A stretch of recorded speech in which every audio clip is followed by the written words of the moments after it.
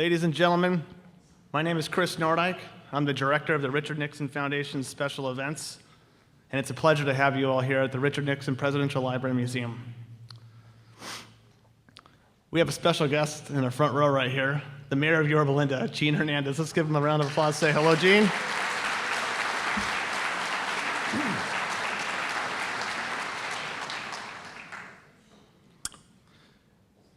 We're in for a treat tonight in what's sure to be a provocative conversation. In just a minute, we will hear from best-selling author, lawyer, academic, and nationally syndicated radio host Hugh Hewitt. But first, I have the distinct pleasure of introducing a very special guest, a man of the utmost military distinction and a very close friend of the Foundation and of mine.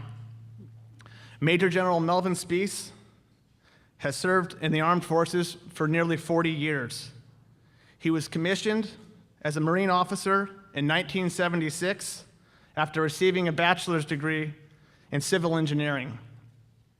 He has served as a rifle platoon commander, a reconnaissance commander, a policy officer with the U.S. Special Operations Command, a fellow and seminar leader at the U.S. Army School of Advanced Military Studies, commander of the School of Infantry, a director at the Expeditionary Warfare School, and head of training and education command at Quantico, Virginia. From 2010 until 2013, he served as a deputy commanding general of the 1st Marine Expeditionary Force and as the commanding general of the 1st Marine Expeditionary Brigade. He's a highly decorated guy and pretty impressive. He's a leader, a mentor, and most importantly, the finest of Marines. Ladies and gentlemen, Major General Melvin Speece.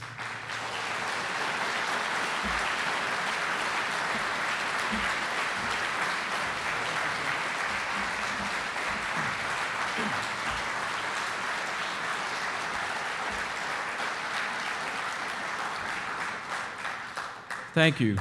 It is always a pleasure to visit the Nixon Library and birthplace, and a privilege to be invited to speak, even in some cases when Chris only gives me 15 minutes notice.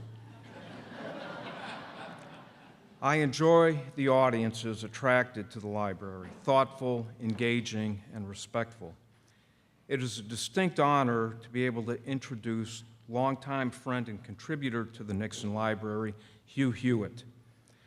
My wife and I have been friends of the library for a while. I came of age during the Nixon years and have vivid memories of the 1968 Republican National Convention, watched on a black and white TV late into the night, breathlessly hoping for his nomination. We have come to learn more about Richard Nixon and the indelible mark he left on our country and world. And as I look at the state of our nation and the world today, I reach into the archives of the '72 campaign, Nixon now more than ever. We have had the opportunity to meet wonderful people through the library, Hugh and the fetching Betsy Hewitt among them. Hugh is a frequent figure at library and foundation programs, interviewing authors, facilitating panel discussions, participating in debates, and as we saw today, conducting his nationally syndicated radio show. He served in the Nixon administration as a speechwriter, and he was critical in the construction of this superb facility, and for that, a debt of gratitude by all who have benefited from it. Hugh hails from Ohio, claiming to be some form of Buckeye. He did, however, choose to purchase his law degree from the hated University of Michigan, something I do not understand. He is a practicing attorney, professor of law at Chapman University, and a remarkable influence in the Republican Party at all levels across the country. He is a frequent guest on nationally prominent television shows, networks that would not otherwise have my patronage except for sporting events. Most prominent, I believe, is being the host of the best talk show in America. He has the most impressive array of guests, senior elected and appointed government officials, authors, opinion writers, and national influencers. He hosts an educational series with the president of Hillsdale College that is a graduate-level intellectual experience. His style is insightful and engaging. He is respectful, never talking over his guests, and always allowing them to have their say. He provides a platform for those with whom he disagrees, as well as those with whom he agrees, drawing out from them with challenging questions and engaging in an intellectual exchange. It is smart radio, and all who listen to Hugh's shows are better informed people. He is an author, and for tonight, the object of our attention, rather than Hugh orienting our attention on someone else. The Queen is his recent release. I think we will find that beyond astute analysis of the former Secretary of State, he is a bit of a fortune teller, rolling the dice on such a long shot that she might consider a second run for the White House. Hugh, the gamble is paid off. I've not yet read The Queen, holding out for a free copy. So it is with great anticipation I welcome to the podium Hugh Hewitt.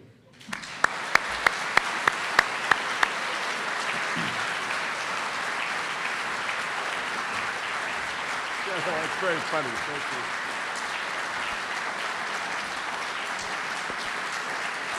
Thank you very much. I cannot,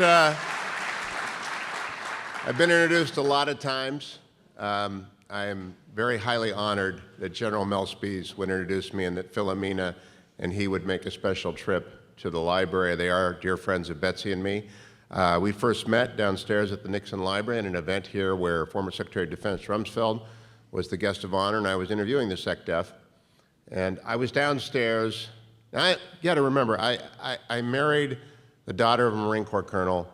My brother-in-law is a retired Marine Corps colonel. So you would think I would have figured out I was talking to a Marine for about 20 minutes downstairs with Philomena and Mel when he was active duty at the time. He has since retired, and I didn't because I was a little dense.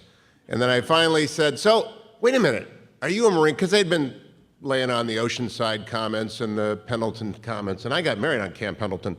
So I kind of figured out, are you a Marine? He said, yeah. I said, are you active duty? Because if he was, given his age, that meant there were going to be a couple of stars on his shoulder. He said, yeah. I said, are you a general? He said, yes, I am. Very self-effacing as great military leaders are. And I said, oh gosh, General, I'm sorry, I've been sitting here rambling on, and I'm talking to the commander of the MEF brigade, and I'm thinking to myself, oh, my father-in-law, were he alive, would be so deeply ashamed of me. But I've grown to know and love and respect the service that both Spieses have given, and military spouses serve alongside of their men and women in uniform. And so, Philomena, would you stand up and let everyone say hello? I want to thank the library for having me tonight. I brought along a bag of props, which will explain themselves as we go along. I also want to thank my Los Angeles home, KRLA AM 870, The Answer, the Salem Media Group, of which I am a part. We've got great sponsors that are here tonight, Ursop, The Money Guys, California Deluxe Windows. Radio would not exist in America but for great, terrific sponsors like these. And across the United States, if you listen to the radio, listen to the people who put the radio on, because without it, it would go away, and patronize them. I want to thank my partners at Errant Fox. They allow me a great deal of ability to go back and forth across the country. In the last 3 weeks, I have appeared in succession on Meet the Press, Face the Nation, and State of the Union with Chuck Todd and John Dickerson and Jake Tapper. And that means I'm not practicing law during that period of time. And they kind of overlook that as I go back and forth. And we got lots of young associates who pick up the pace, but I very much appreciate it.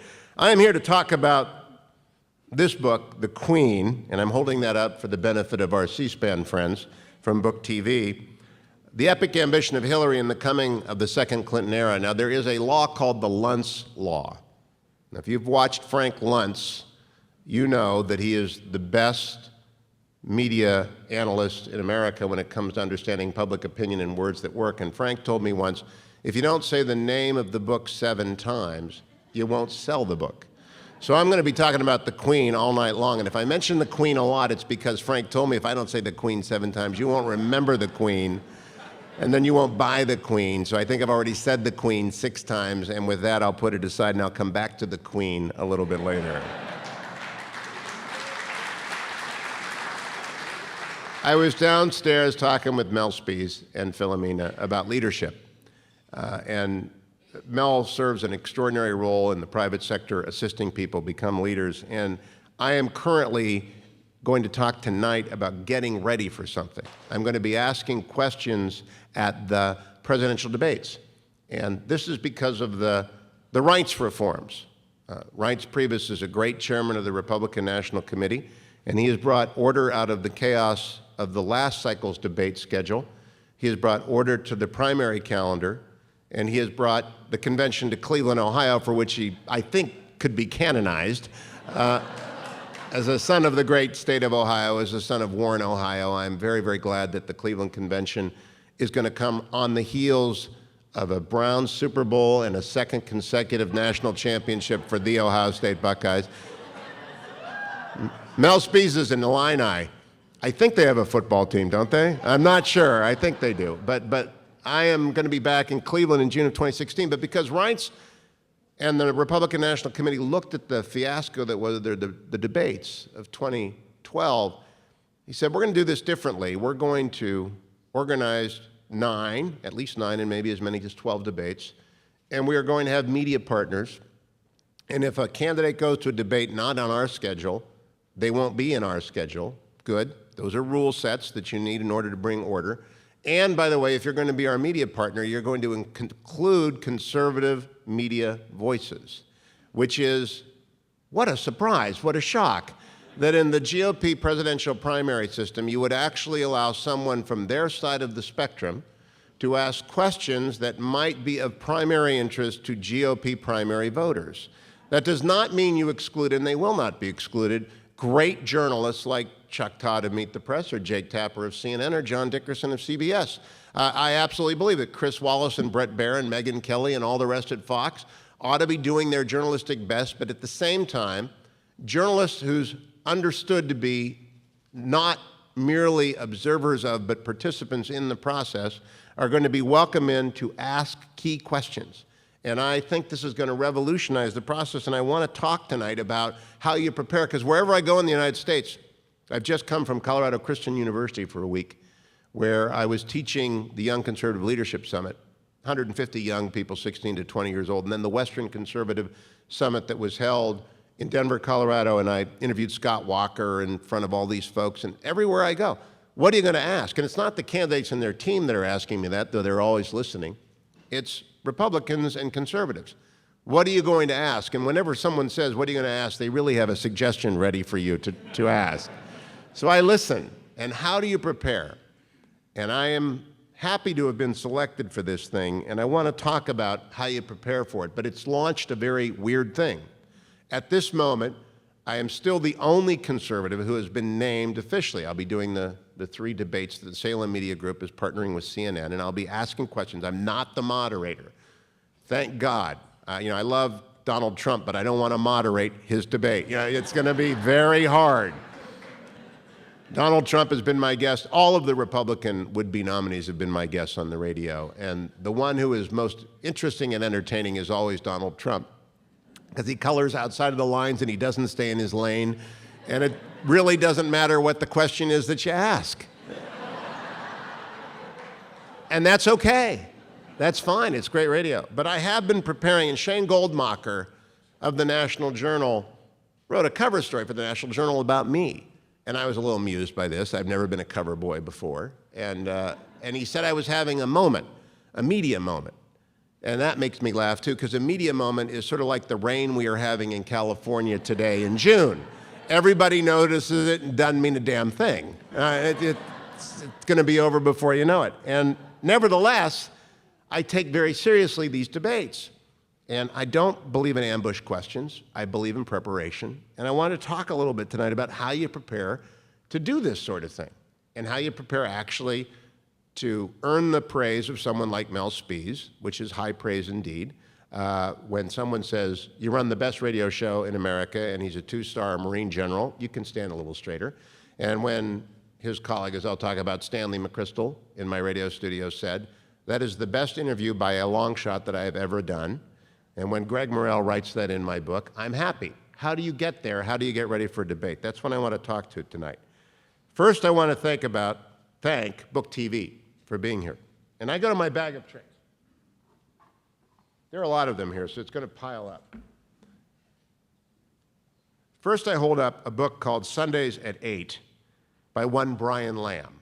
And if any of you, it's inscribed to me, he came to my studio, we spent 3 hours talking together. He is my model as an interviewer.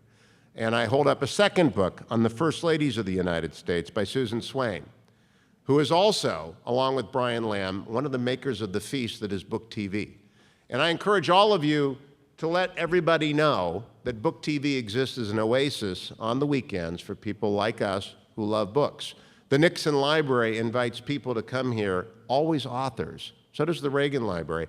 These are oases in a land of sound bites where you actually have conversations. And I think Brian Lamb and Peter Slen and the others who work at Book TV and Susan are so relentlessly fair and thorough that if everyone studied them the way that I have been studying Brian, and Charlie Rose is the other one who does this very well, you'd have a lot better media. In fact, the ones I've already mentioned, Jake Tapper, Chuck Todd, John Dickerson, they are all themselves authors. They've written very good books. The Stranger by Chuck Todd. John Dickerson wrote a great biography of his mother, Nancy Dickerson. Of course, Jake Tapper wrote The Outpost about a command post in a far-off province of Afghanistan, a history that's riveting and moving and actually very emotional to talk about and read about. And if you take the time to watch the best in the business, they're not only journalists, they are writers and they are readers. And so I have been preparing for a long time for these debates by doing one thing, which is what I want to encourage everyone in the audience, which is to read widely and deeply in things with which you are not familiar. Now, I'm going to hold up a few books here as examples of this. Coming soon to this library, the fellow who was in my studio yesterday, Evan Thomas, wrote this book, which I'm holding up for the benefit of the camera, stage left. Am I doing that right, guys? Am I doing it this way? This way? It's called Being Nixon. Now, this is an unusual book. Evan Thomas is part of the Georgetown set. He's a Harvard man, like I am, but he was working for Katharine Graham, and he has dug deep into the Nixon story. And I know there are some lovers of this book and not lovers of this book within the Nixon family, of which I'm a proud member. But I found it so compelling that I had him on for 2 hours yesterday, nearly 2 hours, talking about Being Nixon. He's coming here to the library, and I was glad what I saw about Evan, even though he was not part of the Nixon administration or part of the Nixon family, he was able to treat fairly the strengths and the weaknesses of a great American. And when I asked him, was he a great man, he said yes. And I read a segment of that about saving Israel in 1973 with the airlifter in the Yom Kippur War, and we talked about it. And Evan Thomas is relentlessly fair. Yes, there are downsides in Nixon's career and there are upsides in Nixon's career, but they are relentlessly and chronologically covered in a fair fashion. That's what we want our authors to do. The day after I'm talking to you, I'll be interviewing Ted Cruz about his new book, A Time for Truth. The day after that, I will welcome into my studio Ambassador Michael Oren to talk about his new book, Ally, which this is not my reading copy. My reading copy is tattered. This is my signature copy, which I'll have him sign and I'll put in my collection. This is an incredibly moving book about the history of being an American who becomes an Israeli, becomes a warrior, and then their ambassador. I'm going to be able to ask about Israel and about this horrific deal we are about to sign with Iran to the ambassador this week because I will have read his book. And he fairly chronicles and he understands the Intifada. He understands the perspective of the territories. He has been there, he has waged war there, he has been in Gaza. And he records it all. It's an amazing book. But I'll be prepared to ask questions of these candidates, not because I know anything about Gaza. I've never been there. I've been to Israel, but I haven't been to the West Bank. But I have read through the eyes of someone who has, and I'm deeply impressed as a result. Last week, I'm going to keep going up and down. It's not good for the cameras, I know. Last week, Daniel Silva was on for an hour once. How many of you listened to my Silva interview, by the way? Anyone hear it? If you haven't read his novels, his Gabriel Allon novels, this is number 15. He comes on 1 hour every summer. This is The English Spy. I always get it early, and some of you are lusting for this. It's a reader's copy, and you can't have it. All right? You can't have it. I told my kids at Colorado Christian University that if they would read the Allon novels, beginning with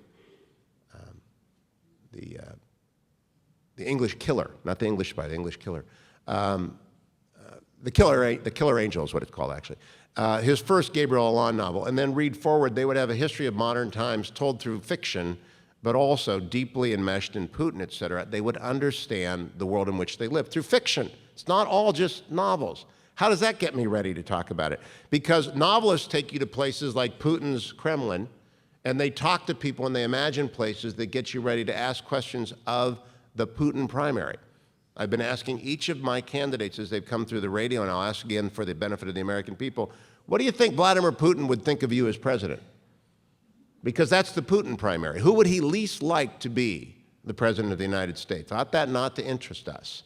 Ought that not to inform how we think? And would he rather have the former Secretary of State, whom he knows and who gave him a button that read poorly in Russian, didn't really say reset? I'll come to that again. Or would he, I asked Chris Christie this a couple of months ago, and he kind of laughed at me. He said, who do you think Putin would least like? A guy from Jersey? And there's some quality to that. Combativeness is a quality to that. After that, 2 books I want to talk about. 3, in fact. I'm getting ready by reading Mary Catherine Ham and Guy Benson's The End of Discussion, because the left wants to end discussion about so many things, and these are the things that we want to have a discussion about. And you've seen Mary, this is going to be on the New York Times bestseller list. Mary Catherine and Guy are friends of mine, but End of Discussion is vitally necessary, and we spent a whole day when they were my co-hosts trying to bring up the things that the left does not want America to talk about. They want to end the discussion. And in fact, we're not going to do that. We have to open the discussion, but with questions that are framed in such a way at the debates that they will elicit from 16 Republican candidates informative looks into how they would govern. These next 2 books are about the Great War in which we are engaged. One is by Stanley McChrystal, Team of Teams, which has changed the way I do my radio show already. I'm sure I was talking with General Spies downstairs. The reason that the McChrystal Group and Mel Spies are in demand in the private sector as consultants is because they bring clarity to a lot of confusion. They bring absolute certainty about method but not result, not rigor.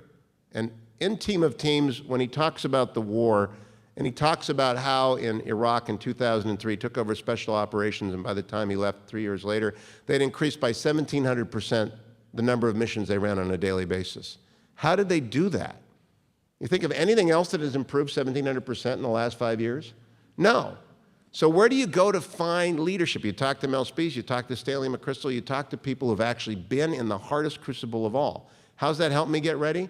I want to know from these presidential candidates what they think of the current military leadership and what they think of the Pentagon, and if they judge it to be as broken as the veterans of this war believe it to be, and as underfunded.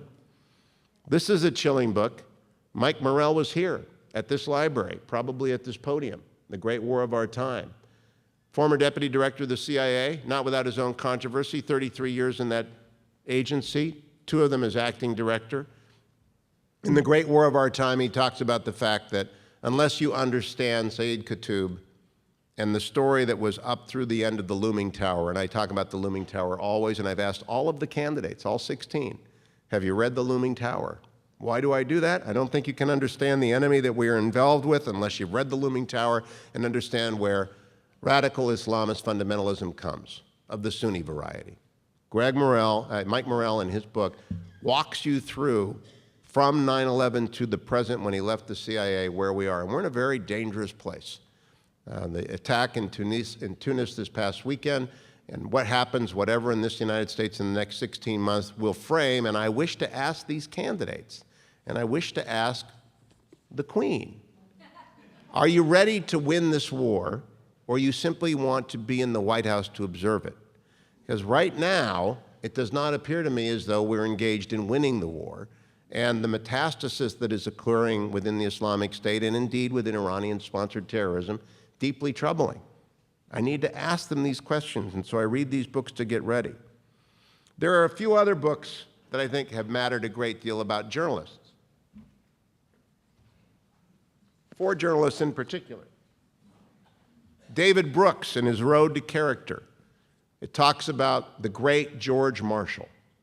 I want to know from these candidates if they have the ability to find and select people like George Marshall who were the essence of self-effacement. You know, it's very hard sometimes to find people in the modern culture who do not advertise themselves. From a talk show host, this is quite an admission against interest, as we say in the law. Hardly a moment goes by that I don't say on the radio, follow me on Twitter at Hugh Hewitt, or by the Queen. To be on the radio is to be in the business of self-promotion. The least self-promoting person probably in the last 75 years in America was George Marshall, and he may have been the essential American. David Brooks makes a good argument in The Road to Character that he was. At the same time, there's a new generation of journalists coming up who've all been on the show in the last month. Gretchen Carlson, amazing story in Getting Real. Kirsten Powers, amazing story in The Silencing. The wonderful Dana Perino, who makes me laugh every time she comes on my radio show. And the good news is, these are new journalists who didn't exist, and they all have very, very different approaches. Dana Perino was press secretary of the President of the United States. So she knows George W. Bush and is a fan of George W. Bush and is a George W. Bush loyalist. Kirsten Powers is a woman of the left, but a person of great, deep religious faith. She does not want anyone silenced. Gretchen Carlson is a serious journalist, a hard-working, up-from-nowhere, concert violinist, Stanford graduating, Miss America pageant playing, and nevertheless hardcore journalist who worked Richmond and Cleveland and Dallas before she got her gig with CBS, before she ended up getting Real on Fox News. All 3 of those people have one thing in common. All of these authors have one thing in common. They are all relentlessly fair. They don't have an agenda as they set out to interview people. The last book in my bag, though, was the most important in informing me how to go about preparing for these debates. The last book in my bag, does anyone have a guess? You might have heard.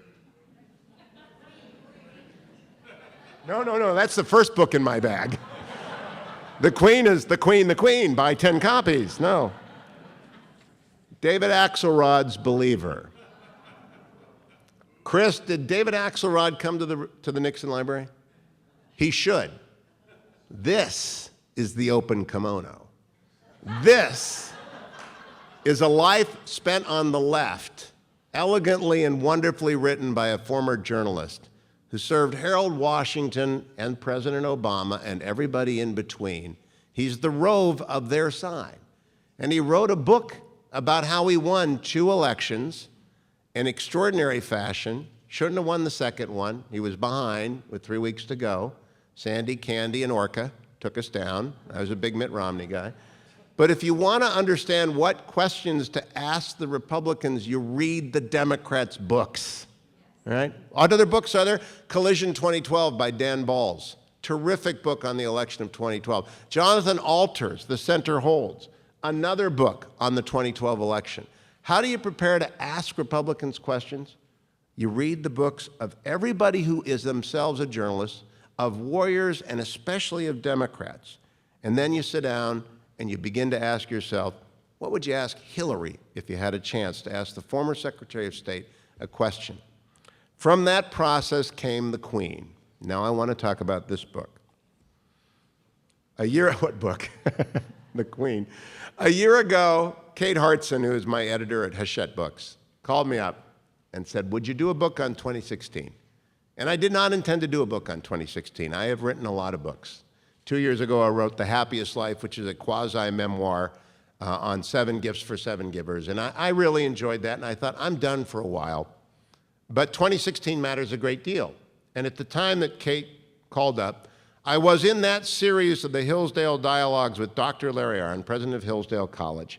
And they're all available. 3 years worth of dialogues, the Hillsdale Dialogues with Dr. Larry Arnn, at hughforhillsdale.com. You can binge listen and I would strongly recommend that you binge listen. We start with Homer, and we are at this present time at the 5th Lincoln-Douglas debate. We've covered a lot of ground in 3 years. But at the time Kate called, what were we doing? We were talking about Machiavelli's The Prince. Machiavelli's The Prince was published 500 years ago, give or take a year. There is some uncertainty as to when he wrote it and when it actually was published. And we were deep into The Prince, which is the most amoral book ever written. It's called the dividing line in political theory for a reason. It's about assembling and using power, not necessarily for a good purpose. It contains the most famous line of all: it is better to be feared than loved if you're going to rule. It talks about how do you keep a dynasty going. And it is written from an opponent of the regime. That's what's most interesting about it. Niccolò Machiavelli had been an official in the Republic of Florence, which was overthrown by the Medici in the Return of the Medici. So he writes from exile, having been imprisoned and tortured by the Medici. He writes a letter to Lorenzo di Medici on how to govern, called The Prince. And he says, how should I, a commoner, think to advise a prince? How should I, a Republican, think to advise Mrs. Clinton? And he writes, sometimes you can only see the mountain if you're on the plain, and sometimes you can only see the plain if you're on the top of the mountain. So sometimes, if you're a Democrat, you ought to listen to a Republican, and sometimes if you're a Republican, you ought to read the Democrats' books. And so the Queen is my advice to Hillary. And some people are mad at me because it's pretty good advice. Folks who have read the book said, are you giving away too much here? And I said, forewarned is forearmed for our side. None of this is tongue-in-cheek. Chuck Todd asked me, is this tongue-in-cheek? I said, no, this is not tongue-in-cheek. If I were her, this is the platform on which I would run, and crucially, this is how I would approach each of the 16 candidates whom you might be facing opposite. Now, I'm not going to tell you everything in the Queen, because then you won't buy the Queen. And the purpose of writing a book is to have you buy it. And my real purpose, and if you're listening, Foster, I want you to buy 100 million of these so it goes on to the New York Times bestseller list, is so that when Mrs. Clinton opens the New York Times every single weekend, she sees the Queen and she gets aggravated. Because the Nixon Library doesn't sponsor political speeches. This is not a political speech. But if you act like a queen, you ought to be expected to be talked to like a queen and be advised like a queen. And thus far, former Secretary of State Clinton is indeed acting like a queen. So here is the platform in rough that I've given her. And I thought, really, give her what would win. The 70%, not the primary. You see, right now she's running a primary campaign flanked by Senator Sanders of Vermont and only mildly disturbed by James Webb, dismissive of Vice President Biden and casting a wary glance at John Kerry in Switzerland, who is preparing to have an accomplishment to contrast with her accomplishment-free tenure at the Department of State. She is, in fact, a dreadful candidate, and she, in fact, had a catastrophic tenure at the Department of State. So if you are a dreadful candidate with difficulty connecting, if people are raising issues as Karl Rove raised about her health, if you cannot but run into the age issue as Ronald Reagan ran into it and you have to confront it squarely, and if you have nothing on which to run, what do you do? I suggest to her a platform that has 5 large planks, and I won't go through them in detail, I'll just tell you briefly. I think she ought to run a let the people decide campaign. She ought to campaign vigorously against the institution of the Electoral College, proclaiming that it embodies white male privilege from the 18th century, which, by the way, was written by white males in the 18th century. Not many people understand the genius of the Electoral College. It is easily lampooned. It is easily run against. And if it is ever gone away with, you'll never see a presidential candidate in Kansas again. And that is why it exists, to make sure that regional concerns are met by national candidates, and that there is a certain equality in location as well as density of population. But Hillary doesn't need that. She needs to sell the American people on the idea that it is unfair that not everyone vote counts as much. And indeed it doesn't. Right now I'm here to tell you, how many of you are Californians? You don't matter. You don't matter. In this election, Florida, Virginia, Ohio, and Colorado matter. to a lesser extent, New Hampshire and Nevada and maybe Arizona. But really the first four matter: Florida, Virginia, Ohio, and Colorado. That's who matters. That's where everything will be spent. Now, that's not who gets nominated. The people who necessarily win in those four states aren't going to get nominated by our side because we have a less than ideal system. Again, the rights reforms have made it better. But given that reality, if you run against the Electoral College, it makes a lot of sense, but you don't matter. Secondly, she ought to run against the 22nd Amendment, which, by the way, is a very bad idea. The 22nd Amendment limits presidents to 2 terms. And as I write in The Queen, if she runs against the 22nd Amendment, she runs in favor of President Obama's return. She runs against George W. Bush with the idea that Bill Clinton would have done a better job in 2000 than George W. Bush did. But she appeals to the Bush lovers. She appeals to the Reaganauts. She appeals to everyone who's always felt strongly that their candidate was the best ever. The 22nd Amendment was a reaction to FDR. It was not unprecedented. Other people had run for a 3rd term. Grover Cleveland Alexander tried to run for a 3rd term. Teddy Roosevelt actually tried to run for what would have been the equivalent of a 3rd term. But FDR actually did it, and he succeeded because he was the necessary man in 1940 and in 1944. But the Republicans didn't like that, and their reflexive knee-jerk reaction was the 22nd Amendment as soon as they could push it through. It's a very bad idea. She ought to run on that. She ought to run on letting the people decide, one man, one vote against the Electoral College, and to do away with term limits, which might be very bad for us if an election comes along. If you think about it, what if we'd been in the middle of a presidential election when 9/11 happened? How badly that would have distorted the outcome, how terrible it would have been for the country to have to campaign in that middle, or how you would not have wanted to change horses in midstream at that point if you had been forced to do so. The third plank I talk about is rebuilding our national defense. There used to be something called Scoop Jackson Democrats. I'm sure a few of you are old enough in this audience to remember Scoop Jackson. He ran for president in 1976, the first campaign that I was ever involved in. He was a strong defense Democrat. He authored the Jackson Amendment, which brought the Soviet Jews a measure of relief and freedom. And he was often called the senator from Boeing because he believed strongly in buying everything that could fly and bomb, and I was with him on that. And Scoop Jackson lives on. The Reagan Democrats were the Scoop Jackson Democrats who grew disenchanted with Jimmy Carter in 1978, 1977, and 1979, and they came into our party.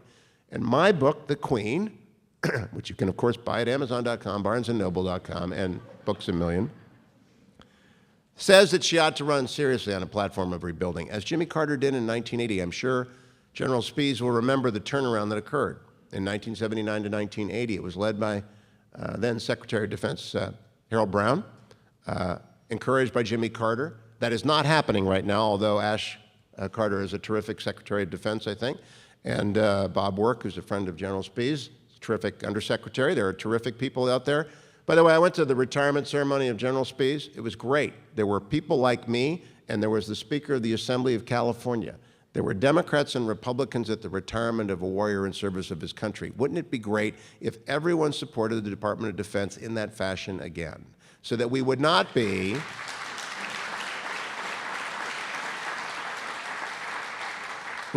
trending towards 2.5% GDP spending, but up to 5%.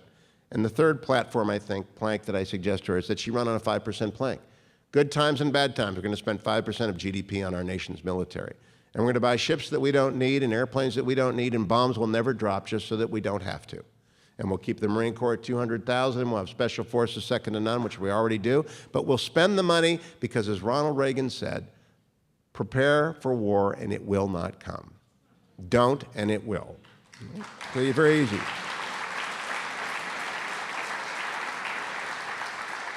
The fourth part of the platform I recommend to her is to talk like a Republican and tax like a Democrat when it comes to energy. Right now, the Democratic Party is in the grips of the Tom Steyer climate change extremist enthusiasts. I'm not a climate denier. The climate of the Earth has gone up about 1 degree in the last 100 years. We don't know how much mankind contributes to it. We don't know if we could stop it. It's not in our game anyway. It's the Chinese and the Indians, if in fact it's that causation. But nevertheless, the Greens are driving a lot of the Democratic Party. And that's fine until she has the nomination, at which point she ought to become the queen of fracking. She ought to become the most ebullient advocate for energy exploration and exploitation, combined with a severance tax. By the way, it wouldn't be bad for a Republican to believe in this. It's not that hard anymore to actually find the oil. We know where it is, and the natural gas. You put a well into northeastern Ohio and you can get gas. Just put it anywhere and you'll find natural gas. Fracking takes a lot of the mystery out of it. Why not have a severance tax? And I think she'll embrace that. And then she ought to build with that a patronage system, 50% of that tax to go to the deficit reduction, 50% to go back to the states, but not to be spent by the existing assemblies, but by local boards appointed by Hillary Clinton. You see, there's a lot to be said for patronage, and there isn't enough of it right now. There are only 3,000 appointees in the federal government who are actually brought in by the president. That means an unaccountable federal government. The framers didn't see it that way. That's a progressive idea. That's an idea that was born out of the progressive movement that has brought so much pain and suffering to this country. Patronage works because then people who are in your administration work for you, not against you. And so she ought to embrace patronage. Now, all that being said, there are other things I'm not going to cover. I have very specific advice for her about what to do about Bill Clinton, what role he ought to serve. I ghostwrite speeches for her. I put them into the Queen. I've been ghostwriting since I worked for the man for whom this library is named in 1978 on the real war. Most recently, I edited Mitt Romney's 2012 campaign book. I'm very proud of the credit that I did. I'm not participating in this election cycle at all, but I would help anyone draft a nomination speech, and I'm pretty good at it. I believe in the Republican Party. I'm a party man, but I'm staying out of these 16. But I do all that, but then I also give her in Section 2 my candid assessment of what she ought to think about the 16 people who are running against her, their strengths and their weaknesses. Now, I got in trouble this weekend because I did not pay close enough attention to my notes, and I skipped Carly Fiorina. Don't ever skip Carly Fiorina. You will never hear the end of it. I have since seen her twice, or talked to her. She's reminded me on both occasions that I skipped her name. So I'm going to go carefully through this list and tell you what ought to worry the former Secretary of State about each of these people. And I'm doing it in alphabetical order so that you cannot accuse me, because I have got no dog in this fight and I'm going to be relentlessly fair. Former Florida Governor Jeb Bush. His greatest strength is Mrs. Clinton's greatest strength.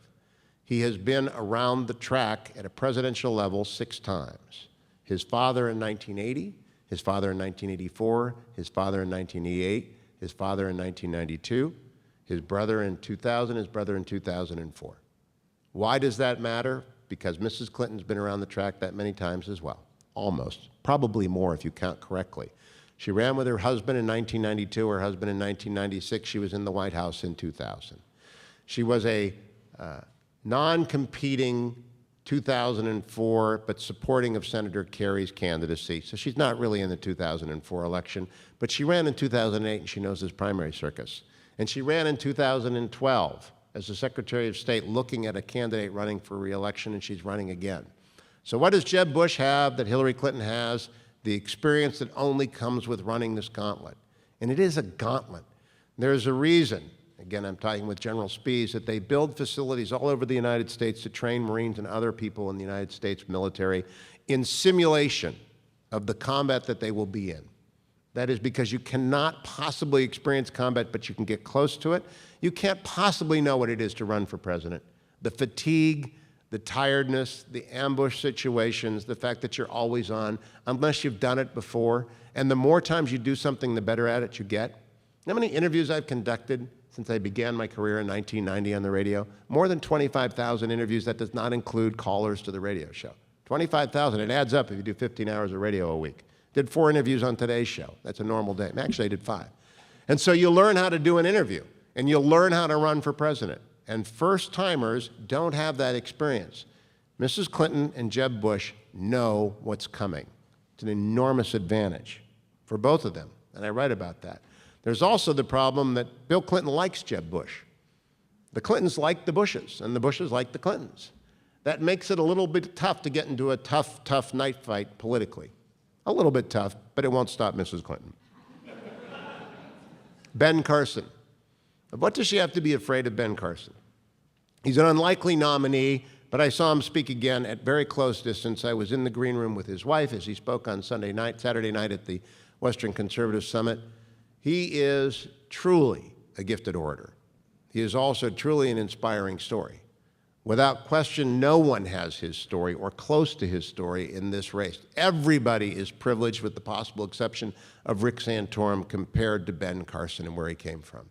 And none of us in this room, unless there happens to be a pediatric neurosurgeon here, can say with any degree of certainty that they know the healthcare system as well as he does, from the end of a knife at a helpless infant. Right? That's a learning curve that no one else has. Deep man of faith, extraordinarily charismatic. She should be worried about him, not so much because he's going to be the nominee, but because he will be a participant, if the Republicans are smart, at every step of the process all the way through the next 8 years of a Republican presidency. And maybe lightning will strike. I don't know. I think that Carly Fiorina and Ben Carson and Donald Trump and George Pataki, as I'll mention, these are very long shots. But nevertheless, things happen. I remind you of Jimmy Carter. Things happen in the primary process. You can never tell. Chris Christie, who announced for president on the day that I'm making this speech, extraordinary charisma, the big guy, I call him in The Queen. And he is as blunt as they come. He's Jersey tough. And she is very, very resilient herself. But what Chris Christie has found himself required to do is to speak in explicit terms in great deal about things that trouble us, whether it's entitlement or anything else. She's got to be worried about that kind of persona, because to the degree that he is blunt, she is not. To the degree that he is straightforward, she is hidden. To the degree that he will tell you exactly what's on his mind, she never reveals. That contrast does not do her well, and I talk about that. Ted Cruz. Senator Cruz, I write in this book, The Queen, is the only presidential candidate, in my knowledge, who has ever argued 9 Supreme Court cases and won them. He is probably the greatest constitutional scholar to seek the presidency since William Howard Taft, and is probably the superior of the man who would go on to become the Chief Justice of the United States.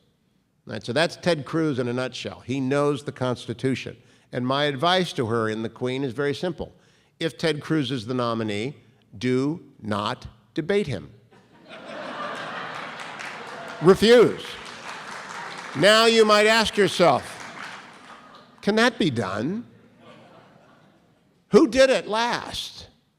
We are in the Nixon library. And Richard Nixon refused to debate George McGovern in 1972. You bet it can be done, and Hillary Clinton would be out of her mind to debate Ted Cruz. He would take her apart muscle and joint. And that's why I recommend that she simply declare, the Republican Party has chose to nominate Barry Goldwater. I will not honor or respect their irresponsibility. I will not engage Senator Cruz in a debate. I recognize he's a better debater than I am, and therefore I won't do it. That's why I wrote this book, by the way, Forewarned is Forearmed. I think that's what she'll do if Ted Cruz is the nominee. What do I write about Ted Cruz in this book? He could lose Goldwater-like, or he could win in a landslide. I don't know. It depends upon lightning in a bottle and what the mood of the country is. You have no idea about these things. Carly Fiorina, this is the peril of writing a book a year before the election and publishing it right in the middle of a surge of a person you dismissed as a non-candidate. I have to tear a few pages out and chew on them a little bit in this book, because I said, don't engage, don't respond, don't talk to her, she's dangerous. It's great advice, isn't it? Hillary's following it. Carly's mad at me. Because I write in this book, you have no upside in engaging Carly Fiorina. And that's why Carly Fiorina is rising in the polls. She goes right at Mrs. Clinton every time she is given the opportunity, most recently on my show tonight. Lindsey Graham, with whom I never agreed on anything until the Republicans in the House and the Senate and the President decided to cut the retirement benefits of active duty military of 20 years, and then Lindsey Graham and I got together and we helped change that law because that was wrong, and it was very, very wrong. And Lindsey Graham stands for one thing in my mind, which is a very strong military. He served in the uniform of the United States. Only 2 of our candidates have, Lindsey Graham and Rick Perry. That's a unique experience. It makes you singularly able. It might, by the way, elevate young Tom Cotton or Joni Ernst or Dan Sullivan of Alaska, the three warriors who were recently elected in the intake into the Senate, into the vice presidential role that Richard Nixon played in 1952. If we nominate someone of great experience and vast competence, they may take a swing on one of our warriors in the Senate because they will bring real-world experience to this. I have to quickly talk about Mike Huckabee, and he's going to be on my radio show tomorrow, so this is airing after he'll be on. Mike Huckabee is the best storyteller in the bunch. He is the most able campaigner. He is a charming and wonderful man. I saw him in the hallway on Sunday morning. I came out of my hotel room, and Mike is walking down the hallway, didn't miss a beat. Hugh, how are you? Mrs. Huckabee with him. You know, you run into a million journalists. I don't expect to be recognized. Everyone always calls me Dennis Prager anyway.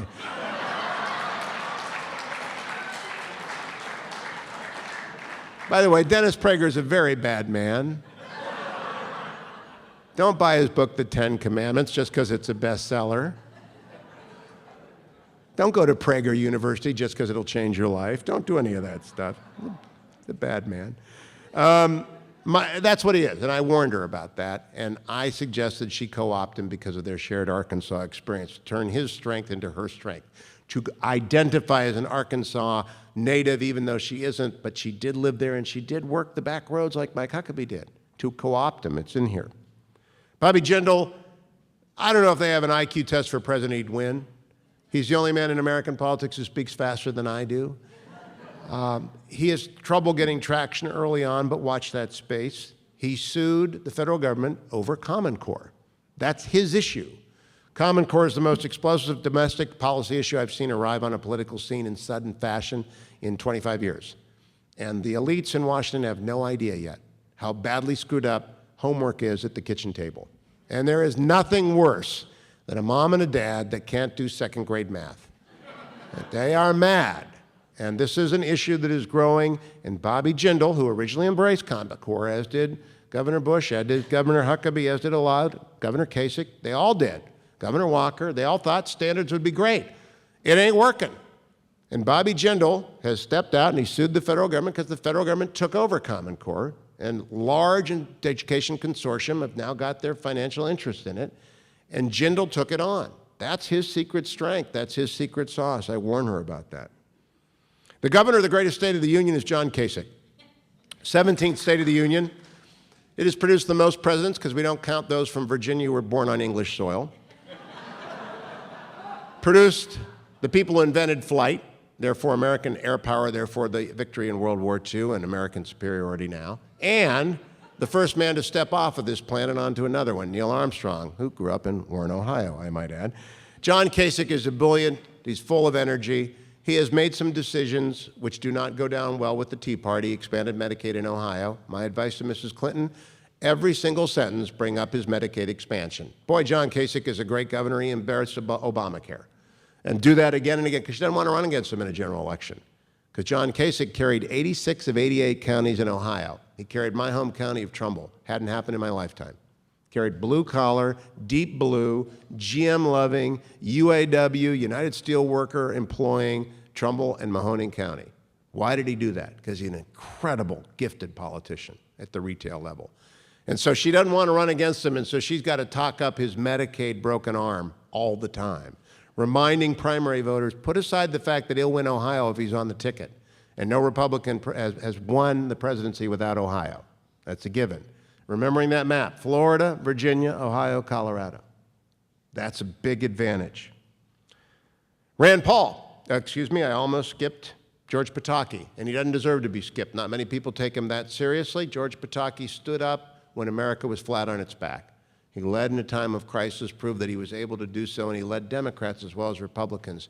His appeal to bipartisanship is the same as a number of people say they can walk across the aisle, but he actually did it. That's his great strength.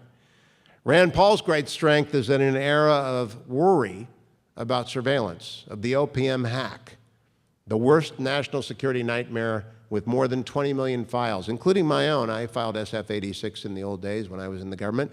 I had 3 full field background investigations done on me. They were all in the files of the FBI, as is the background on all of our nuclear scientists who work at Lawrence Livermore as is everyone in the witness protection program, as is every FBI and CIA agent. They're all in the OPM files which have been hacked. Right? The surveillance state is a constant. As Mike Morrell said on my radio show, he confirmed, I will put it that way, Mrs. Clinton's server was almost certainly monitored by the Chinese, the Russian, and the Iranians. They probably have everything. We ought to ask them to find out about the 30,000 emails that are gone. But that creeping concern that we have about the surveillance state is what powers Rand Paul, as well as his giftedness in connecting with young people, and that's real. I saw it this week, as well as his deep ethic of Christian service. Man goes on missions, medical missions in places like Guatemala. He performs free eye surgeries. He really walks the walk, and that matters in America, at least flyover America. Is the real deal. The rise of the Islamic State has eclipsed perhaps some of his anti-interventionist talk, but maybe not. We'll see.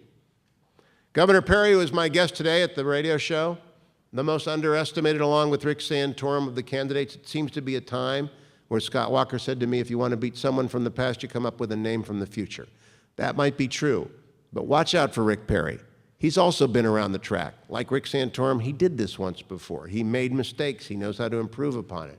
He's not running after back surgery. He's not running on Vicodin. He does run with a gun. He does shoot coyotes. And he's a Texan. And if it wasn't for Texas, we would have had negative job growth in the United States over the last 6.5 years. He reminds you of that continually. He's good. He's really good. And he has glasses just like mine.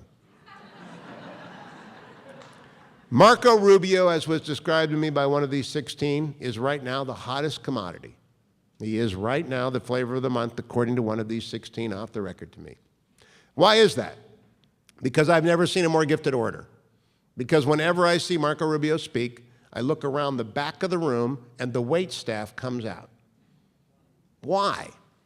Because, and this happens with Ted Cruz too, because they see their son or daughter at the front of the room, because Marco Rubio's father worked the back of the room. And if you haven't ever interviewed someone, you don't know how impressive this is. I've done many and long interviews with Senator Rubio. He has never had a note. He has had instant and total command and recall of everything about which I ask. He is never at a loss. In this, he shares with Ted Cruz an amazing eloquence and depth of preparation. And when he speaks in Spanish, as does Governor Bush, my heart sings.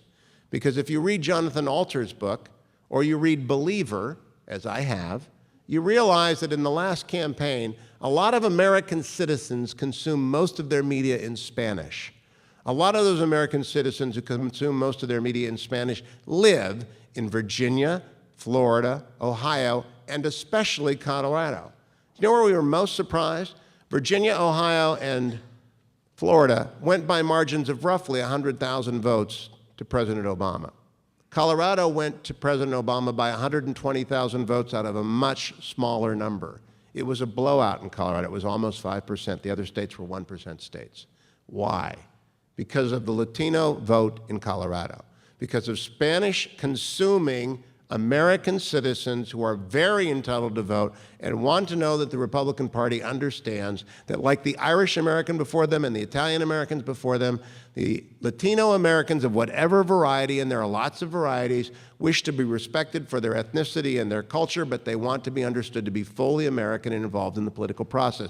7-1, Mitt Romney was outspent. He has told me in person, on the radio, and in private. The biggest mistake of the 2012 campaign was made in not addressing Spanish language media. We cannot make that mistake again. Marco Rubio's greatest strength is there. So what do I advise Mrs. Clinton? Take him out. Via opposition research. What a surprise. The New York Times is running Marco Rubio anti-opposition research. Where is that coming from? It's not coming from our team. Speeding tickets, really? A fishing boat that they called a speedboat, that he had a big mortgage and a lot of student debt. It's constant. They've identified him as one of their greatest threats, and they're methodically moving to reduce him. Rick Santorum, truth be told, he is most like me of anyone in this race. He's an Italian Catholic from Western Pennsylvania. Sadly, he is a Steelers fan. But I barnstormed with Rick when he wrote his book, Blue Collar Conservatives. I'm Catholic. He's Catholic. He's a couple of years younger than I am.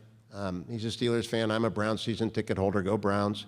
And He speaks to Reagan Democrats in a way that very few people did. He won Iowa for a reason. People like him in a small room.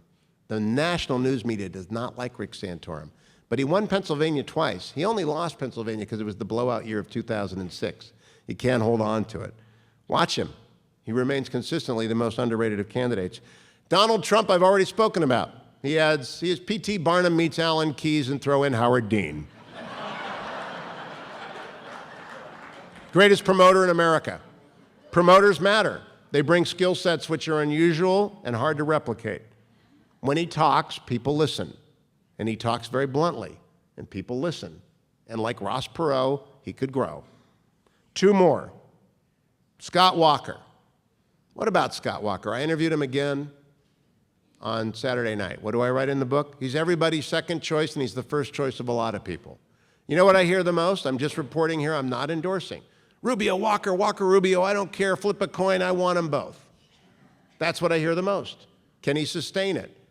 He has made crucial improvements in his delivery. He has hired the best foreign policy team. Now, I say that because Jim Talent, former senator from Missouri, is likely to be a future Secretary of Defense in a Republican administration. Serious man, served on the Quadrennial Review Commission, comes on once a week. His colleague on the Walker foreign policy team is my law partner at Aaron Fox, Robert O'Brien. O'Brien was courted by every candidate, and I didn't get involved because, again, I'm doing the debates. And I got law partners, by the way, in every corner of every Republican team and a lot that like Hillary. So it doesn't matter that this. I asked O'Brien, why'd you go with Walker when you were being courted by everyone? He said, he's a winner. He won 3 times against everything the left could throw at him. And O'Brien, who was part of Team Romney, knows what it takes, been around the block. And he sees in Scott Walker this essential quality. That's the 12th candidate, the last candidate, Hillary. What's her best strength? She is freaking indestructible. She is the most resilient political figure in America. She is like Queen Elizabeth, right, who became queen in the post-World War II England and is queen today. We've had 4 popes and 1 queen, 5 popes. She has been here since 1992. I joked on Meet the Press when I was asked, she's like the cornea implant that no one told you had. She's been in our field of vision since 1992. But think of what she has survived in the course of that. Think of all of the scandals, all of the controversy. She is the grandmother of Obamacare. She was Hillary Care. And it did not stick, and she got back up off the floor after that defeat. The scandals of the second term. She ran for and won in New York against Rick Lazio, who was not a bad candidate. He made one serious mistake. She jumped on it. She is good. 10 years as the First Lady of Arkansas. And she really did care about children's health. She's a great mom. She's a wonderful grandmother. She is a dreadful candidate, but she doesn't have to go out and engage because the American media want her to win. They have the 4 M's. They have money. They have most of the media. They have a machine, and they have the map. They have the voter vault of Team Obama. But mostly, they have her resilience. She really can't absorb anything. So here's what I want to do when I do the debate. Here's what I did when I wrote this. I tried to put myself in this mind.